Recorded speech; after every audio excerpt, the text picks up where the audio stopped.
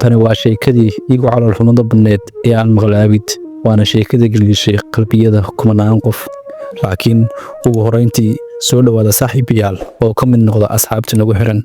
si aad uga bogataan barnaamijyada aan halkan kula wadaagno sheekadeena maanta waxay ku bilaabanaysaa wiil yar ayaa wuxuu yidhi milkii hooyaday la furay waa ay naga tagtay aniga iyo walaalkay iga weyn waxa aan ku noolaan jirnay guriga aabaheen laakiin aabi wuxuu nagu qasbay in aanan booqanin hooyadeen sidaas bayna maalmuhu nagu qasbeen in aan iska ilowno lana qabsanno islaan arxanlay ah oo aabba qabay walaalkay iga weyn guriga ayuu habeenii iyo maalin ka maqnaa jiray oo dibadda ayuu ku soo dhexi jiray mana uunu aabba yeeli jirin ciqaabta sugaysa kolka uu guriga ku soo laabto laad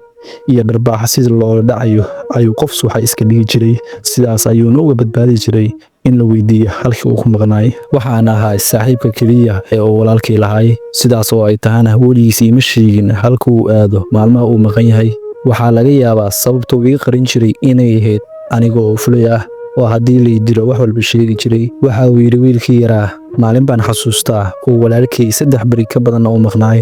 aabbana sidii islaantii ugu diraysay oo cilbistii la ahaa uuna go'aansaday in uu wiilkiisa geerida qarka u saaro kolkii uu soo laabtay walaalkay wax yar kadib dhiiggiisa ayuu dhex galgalanayay meel qolka dhexdiisa ah daqiiqadaas baa aan garawsaday in isagana aan waayi doono habeen aad u qabow baan barkintiisa hoostiisa ka helay warqad gacan cabsanaysa ay qortay oo ay sidaan ku qorneed walaalkaygiiyow hooyaday booqashadeeda joogtay waa indhalaadahay wayna tabar yaraysay codadkeenna kala garan mayso si kastoo lagu jir dilo haddaynin inaad daryeeshid hooyadeenna hana dareensiinin in midkeen oo dunida ka tegey haddaba saaxiibayaal sheekadeenni maanta halkaas ayaynu ku simaynaa haddii aad nala soo gaartay ilaa iyo dhammaadka aad ayaan kaaga mahadcelinaynaa daawashadaada markii aad dhammaysta sheekadan maxaa kaaga baxay adi ahaan